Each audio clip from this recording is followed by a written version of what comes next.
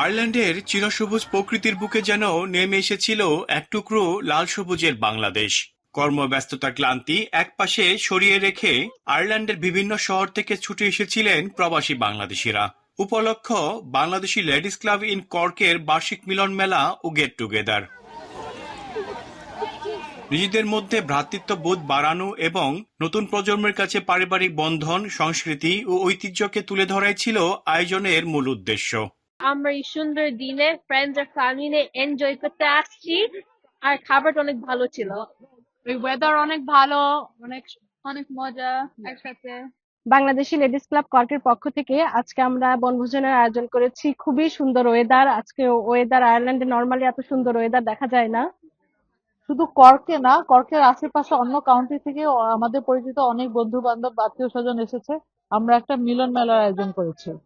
শীত প্রধান দেশে আমরা এবারে প্রথম সামারে আমরা বিভিন্ন পিকনিক বা বিভিন্ন গেট টুগেদার আয়োজন করতেছি এবং আমরা এতটাই আনন্দিত যে আমাদের পরিবার বা ফ্রেন্ড আমরা সবাই মিলে আউটডোরে আমরা গেট টুগেদারে খুব এনজয় করতেছি।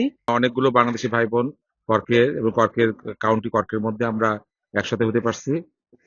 ছোটখাটো একটা পিকনিকের উদ্দেশ্য, কিন্তু মোটামুটি ছোট বাচ্চাদের কিছু খেলা থাকবে, কিছু ওদের পুরস্কার থাকবে, বড়দের কিছু খেলা থাকবে। মানে আমরা কিছুটা যেন আগের জীবনে আমাদের শৈশব, কৈশোর কিংবা যুবক বয়সের কিছু স্মৃতি আমরা যেন এগুলো কাছে ফিরে যাই, এইটুকু আমাদের প্রয়াস আর কি। তবে ভালো লাগতেছে সবার স্বতঃস্ফূর্ত ভাবে সবাই যে আসছে এবং সবাই এনজয় করতেছে এবং প্রত্যেকেই হাসি খুশি, প্রত্যেকেই সবাইকে মানে চিয়ার আপ করতেছে। আর খুব ভালো লাগতেছে। আজ এখানে আসতে পেরে খুব খুশি লাগছে। খুব সুন্দর একটা আয়োজন, যতটুকু এসে উদযাপন করতে পারছি খুব ভালো লাগছে। খাওয়া দাওয়ার আয়োজনটা খুব সুন্দর ছিল।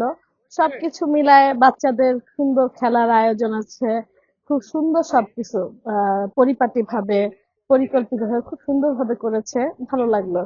আয়োজকদের দাবি, এমন মিলন মেলা শুধু আনন্দের খোরাকই যোগায় না, বরং নিজেদের শিকড়ের সাথে বন্ধনকে আরো সুদৃঢ় করে।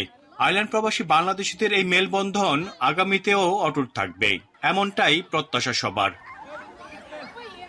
মনিরুজ্জামান মনির, এখন আয়ারল্যান্ড।